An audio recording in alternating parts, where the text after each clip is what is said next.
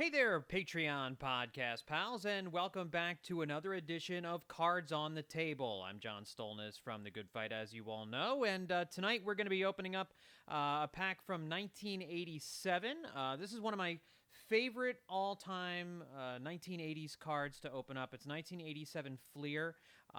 When I was a kid, these are always the cards that I wanted to get, and whenever I'd ask my parents for the 87 Fleer cards, I'd always get the 87 Topps cards because, well, they weren't as expensive, which makes all the sense in the world. And the 87 Topps cards were beautiful too with the wood paneling, but these I really like, and we're going to open up a 3-pack here.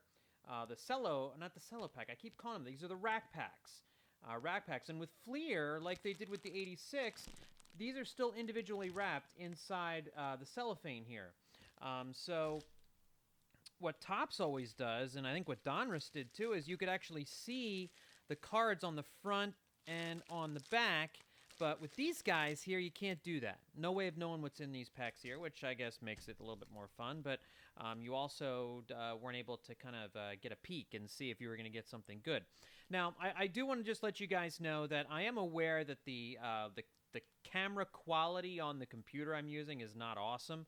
I'm looking into upgrading that for a bunch of video stuff that I want to do for Patreon over the next few months and years, and however long it is we're doing this. Some stuff outside of baseball cards. We're going to do a mailbag also pretty soon.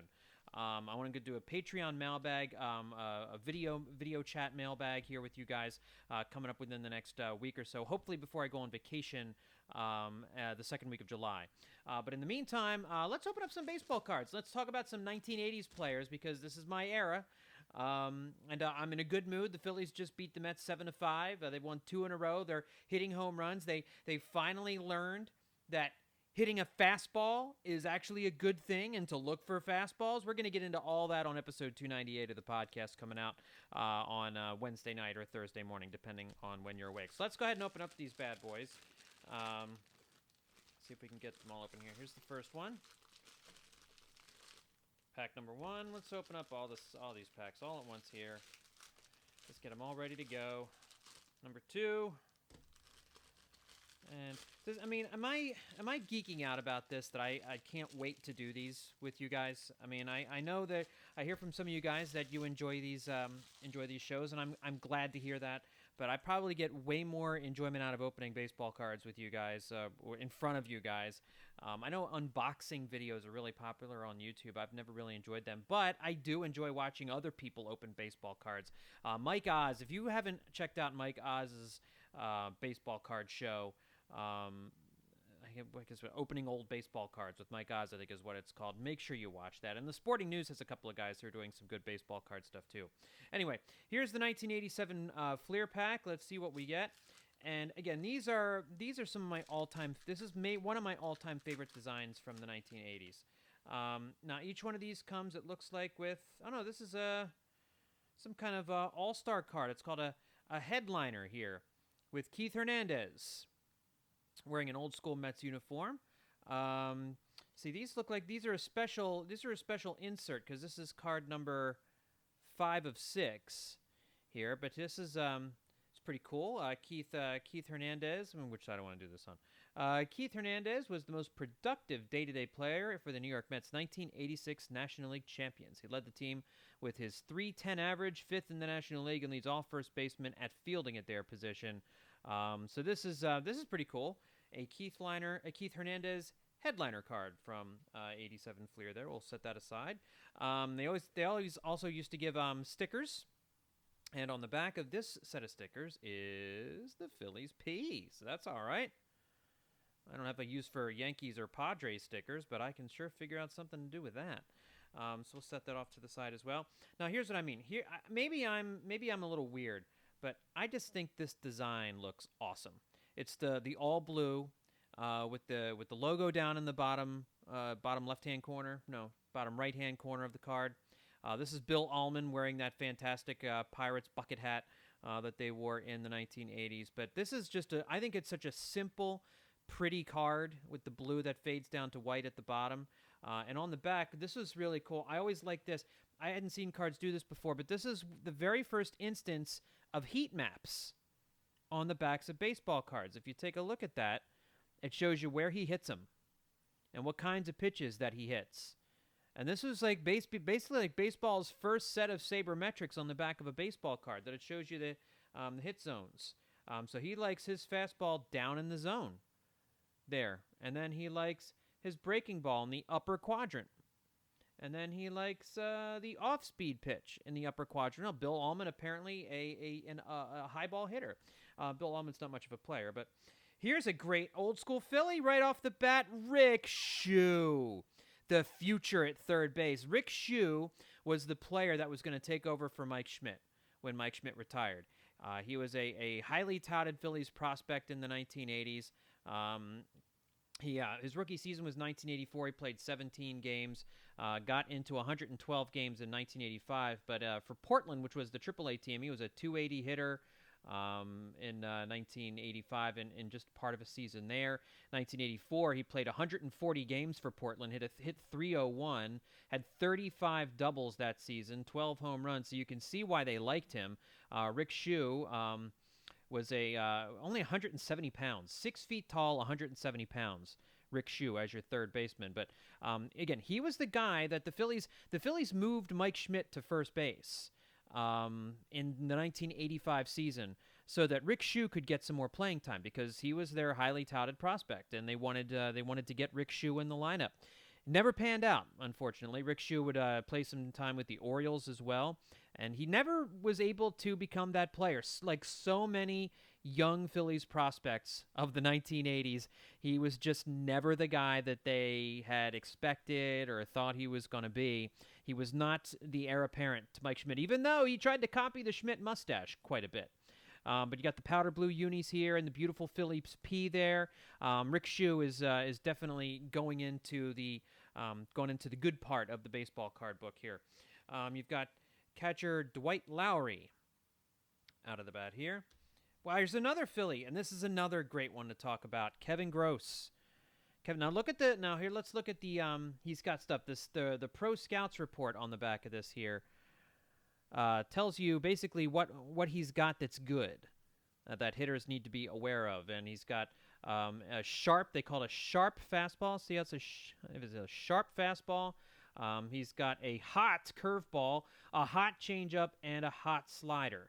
And really, Kevin Gross did have great stuff. He threw a no-hitter with the Los Angeles Dodgers near the end of his career, and he was an innings eater. 205 in 1985, 241 innings in 1986. I mean, this guy just made start after start after start after start, and he had good stuff. But he was one of those guys who was always wild. He's a lot like, he was the 1980s version of Vince Velasquez, except Kevin Gross used to give you innings. But he was that kind of maddeningly inconsistent pitcher where you never knew whether he was going to walk 7 guys in a game or strike out 10. I mean, he had 94 walks and 154 strikeouts in 1986 here, and that was pretty typical of his career. So he was always another one of those young Phillies pitchers who showed flashes. He had promise, and he would throw a no-hitter later in his career with the Dodgers. He was in the league a long time, Kevin Gross was. But was never that ace of the staff that he had the potential to be. Was never quite able to do that. But another good Phillies card we're going to have to set aside there. We're off to a good start here, guys. Jeff Dedman of the Atlanta Braves. That's my phone. Don't worry about it. My phone letting me know the Phillies won. Here we go. Superstar Special. This is Don Sutton and Phil Niekro became 300-game winners in 1986. And so... nice card there with some of the white-haired older gentlemen of Major League Baseball at that time. Al Nipper for the Red Sox. Don't know him very well. John Butcher of the Cleveland Indians. Again, not familiar with his work all that much. Kevin McReynolds of the Padres. This is before Kevin McReynolds. This is about he had burst onto the scene at this point. He was a Met for a number of years, and a very good hitter for the Mets for a number of years. I know I'm waving this card around a little bit. Hit 26 home runs in 1986 for the Padres. Had 20 home runs in 1984, only 15 in 1985, but had a real good year in 1986 for the Padres. Hit 286 with 26 homers, 96 RBIs, was blossoming into a really good power hitter, and he would later get traded. I think he was traded to the Mets. Forget exactly what the deal was for, but Kevin McReynolds turned out to be a very good player for New York for a number of years, for a number of their really good teams. Hall of Famer Carlton Fisk. Toward the end of his career, Carlton Fisk just kept racking up the playing time. Rookie season was in 1971, and he was still starting 125 games in 1986. I mean, that's what, 86? That's 16 years in the league. Carlton Fisk. It just kept going and going and going. Carlton Fisk, a fine player who deserved his Hall of Fame induction. Guy Hoffman of the Cubs. You've got Jim Dwyer of the Baltimore Orioles. Here's an interesting name that 1993 Phillies fans will remember, Bobby Thigpen. At one point, Bobby Thigpen held the record for most saves in a season. In one of his seasons with the Chicago White Sox, I forget exactly what season it was, but I think he set the record. He had like 56 saves or something, which was the record at that time. This is his rookie card. His first season was in 1986. And so Bobby Thigpen would eventually become a member of the 1993 Phillies. He joined the team late in the season. He made it into some postseason games and was relatively ineffective. He didn't get into many big moments in 1993. You would not be wrong to not remember him because there wasn't anything really terribly memorable about Bobby Thigpen's time in Philadelphia, but he did for a little while there hold the single season record in saves and was a member of the 1993 Phillies National League Championship team.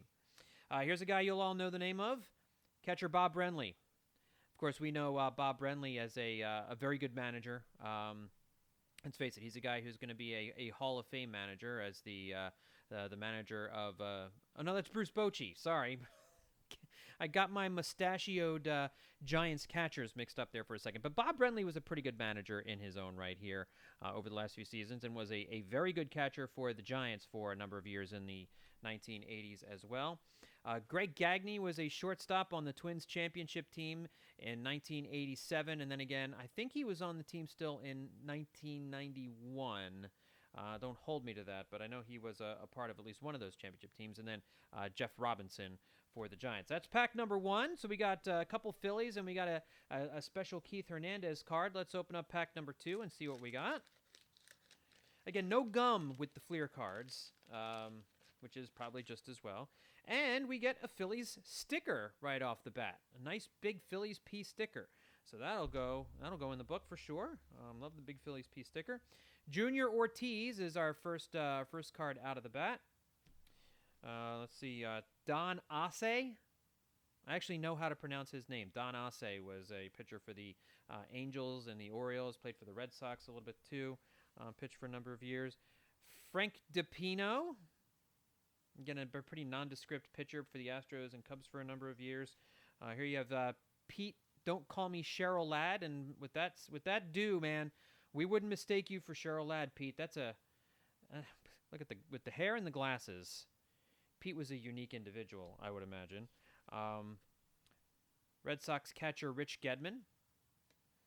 Let's see, we've got Tom Paciorek. Tom Paciorek was one of the characters of the game. I remember there was a video that came out. I think Sports Illustrated put it out, where Tom Paciorek was showing fans how he gets dressed before a game, and it was pretty ridiculous. And as a kid, I remember enjoying it a lot. That's all I remember from Tom Paciorek. I don't really remember him much as a player. Here you have R.J. Reynolds, who was an outfielder for the Pirates. You've got Denny Walling, third baseman for the Houston Astros. Carney Lansford was an all-star third baseman for the Oakland A's for some of those really good teams. A really good hitter, 300 hitter for a number of seasons. He started out his career with the Angels and the Red Sox. Hit over 300 in 4 straight seasons from 81 to 84. Hit 284 in 86 for the A's. Had 19 home runs, 72 RBIs. Guy was a really consistent offensive player and kind of got overshadowed with Jose Canseco and Mark McGwire. But Carney Lansford was an all-star caliber third baseman for the A's for the 1988, 89, and 90 teams that went to the playoffs each of those 3 years. Here's a superstar special. Outfielders with punch. Jesse Barfield led the Blue Jays and the major leagues in home runs in 1986 with 40. Was tied with George Bell for the team's lead in RBIs with 108.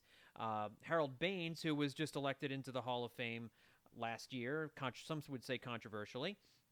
He hit 21 home runs, hit 88 RBIs to lead the White Sox. He also batted .296 and led his team with 10 game-winning hits. He said his figures might have been higher had he not missed the final week of the season, so it would have been that much higher. Still, throughout most of the season, he was a consistent, powerful player, became the White Sox most feared hitter, and eventually became a Hall of Famer. So we'll set him aside because he is a Hall of Famer. You've got infielder Bobby Meacham for the New York Yankees. Left-handed relief pitcher Lee Guterman. Joe Niekro, longtime pitcher for the Astros, and then at the end of his career with the Yankees. Mark Don't Take the Clear. Terrible nickname, I know, I just made that up. Oh, this is a good one. Checklists, I mean, come on. Why would you put checklists in packs of cards? It's robbing a small child, or in this case, a fully grown man, of a card that could have been used for someone like Bill Schrader of the Milwaukee Brewers, who, again, I've never heard of. And here's a good one. Dusty Baker. Look at young Dusty here. Wrongly fired by the Washington Nationals a couple of years ago. Here's Dusty in his playing days after a long career with the Braves and the Dodgers. He spent a season with the Giants, and then here with the Oakland A's was a part-time player towards the end of his career.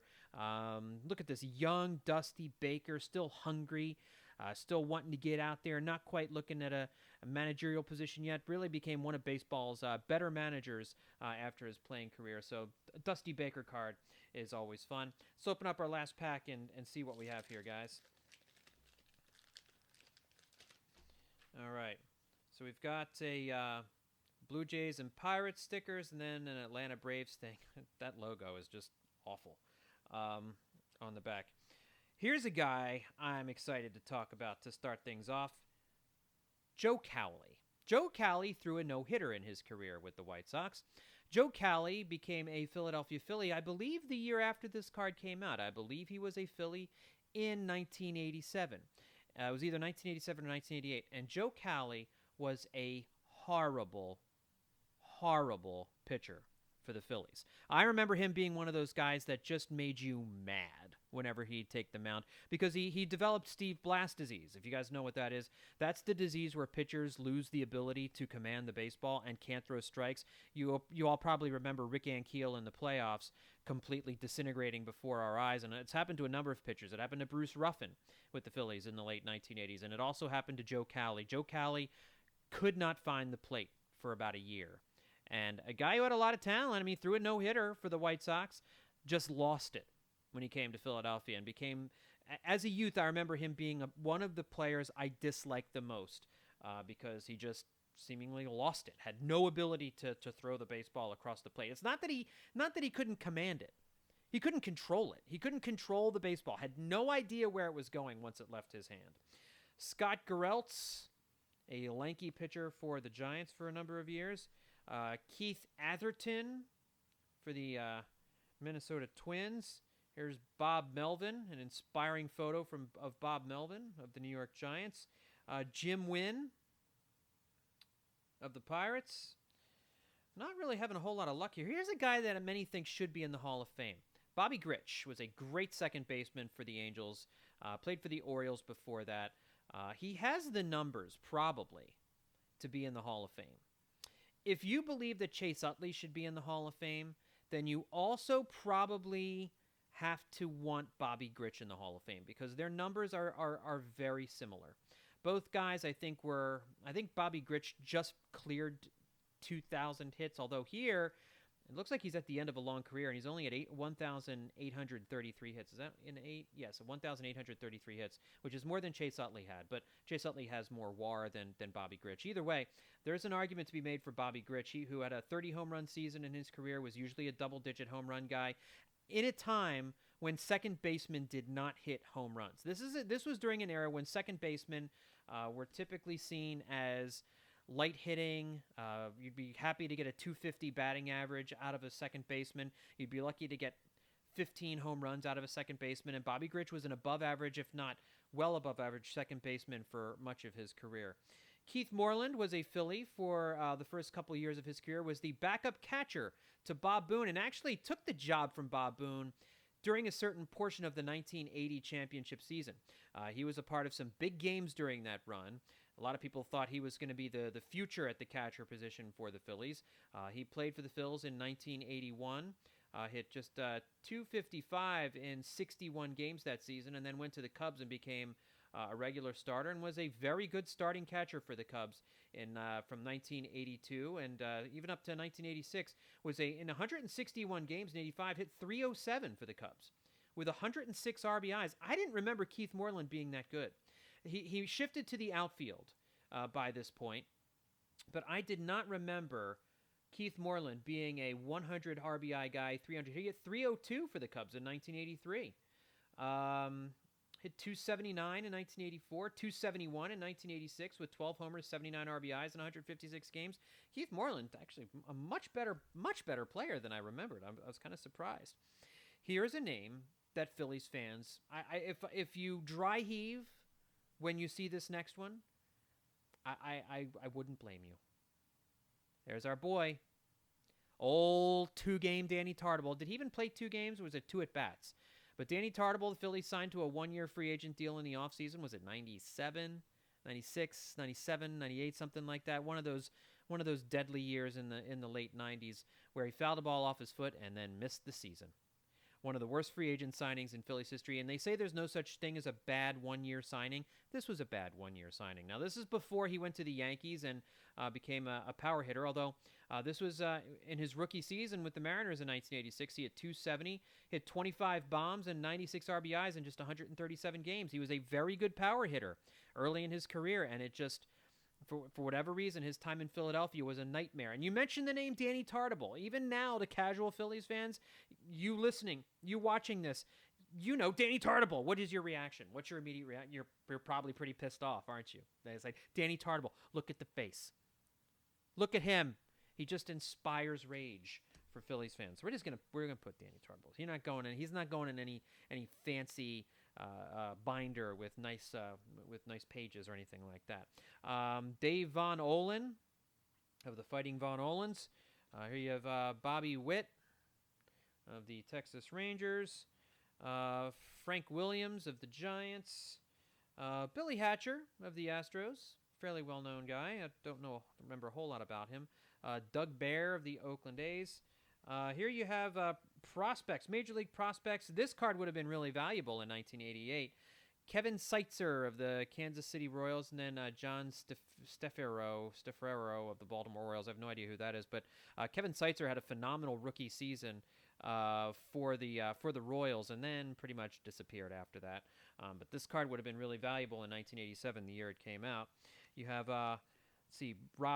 Bob Shirley of the New York Yankees, Ray Quinones of the Mariners, and then finishing things off with Brian Fisher of the New York Yankees. So that's our look at 1987 Fleer, everybody. Next time we do this, I think I'm going to have at least one of my sons join me, and we're going to open baseball cards together. And I think that's kind of the way I want to do this moving forward, is have at least one of my boys down here with me while we open up some old baseball cards. We did get a couple of Phillies right off the bat. You know, the Kevin Gross and Rick Shue cards will both be going into the binder. But other than that, not an awe-inspiring set of cards from 1987 Fleer, but I do love this look. I do love this design. This is still one of my favorites. The next time around, we'll open up another pack or two from the 1980s, and we'll talk about some old baseball players right here on Cards on the Table. Thank you for all of you guys who enjoy this and watch me talk about old baseball players and talk about old baseball cards. I really appreciate you guys, and we appreciate everybody who is signed up on the $5 a month tier on the Patreon. We do appreciate you guys so much, and more bonus content is coming. So please stay with us, and we'll give you that good stuff. Justin and Liz are going to have something out this week, I believe, for your earballs, and so make sure you continue to stay with us here on the Hittin' Season Patreon. Thanks everybody for tuning in to Cards on the Table. I'll talk to y'all next time.